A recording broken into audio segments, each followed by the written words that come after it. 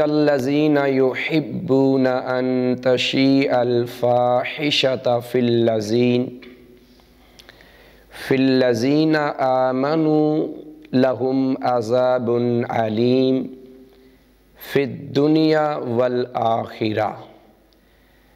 واللہ یعلم وانتم لا تعلمون۔ بے شک وہ لوگ جو پسند کرتے ہیں کہ وہ ایمان والوں میں بے حیائی کو،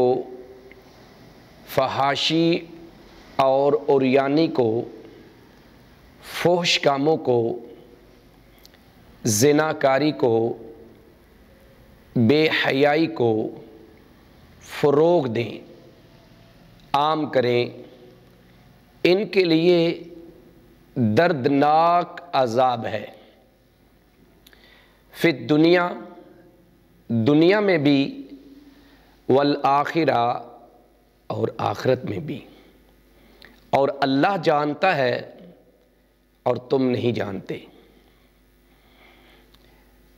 قرآن کریم کی یہ جو آیت سورہ نور سے تعلق رکھتی ہے، اگر ہم اس کی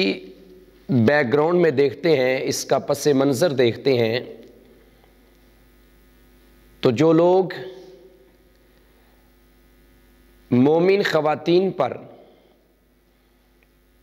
برائی کا، بے حیائی کا، بدکاری کا،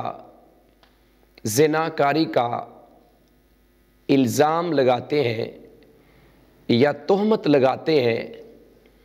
اور پھر اس کے چرچے کرتے ہیں، ایسے لوگوں کے بارے میں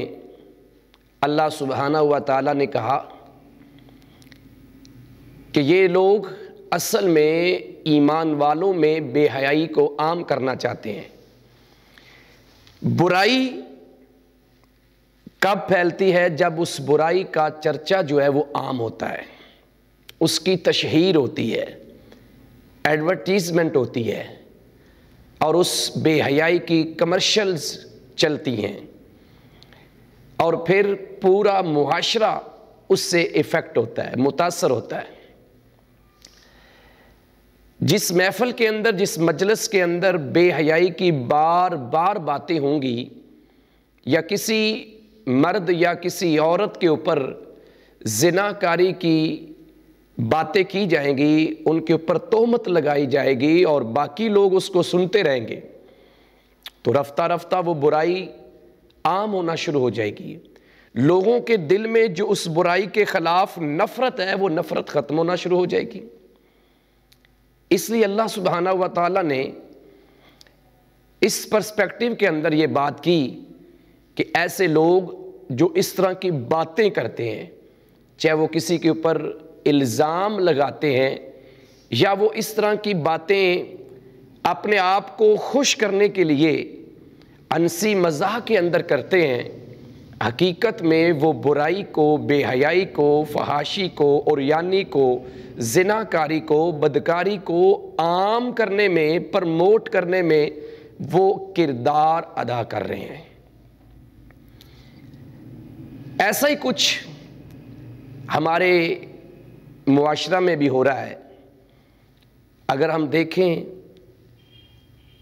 تو اہل ایمان میں، اہل اسلام میں یا کلمہ پڑھنے والوں میں یہ باتیں عام ہوتی جا رہی ہیں کہ ہماری محفلوں میں، ہماری مجالس میں، حتیٰ کہ وہ تعلیمی ادارے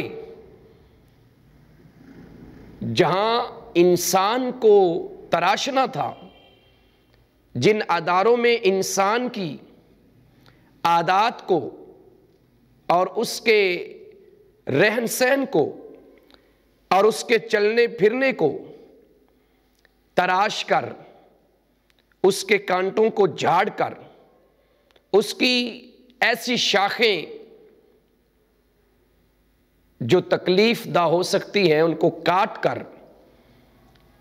ان کو ایک مہذب انسان بنانا تھا، ان اداروں میں بھی تعلیمی اداروں میں، اسکولوں، کالج، یونیورسٹیز، سبھی اداروں میں اس برائی کی بھرمار ہے۔ ایسے لباس، ایسا چال چلن، ایسے طور طریقے کہ جو بے حیائی کے فروغ کے لیے کردار ادا کر رہے ہیں وہ عام ہوتے جا رہے ہیں۔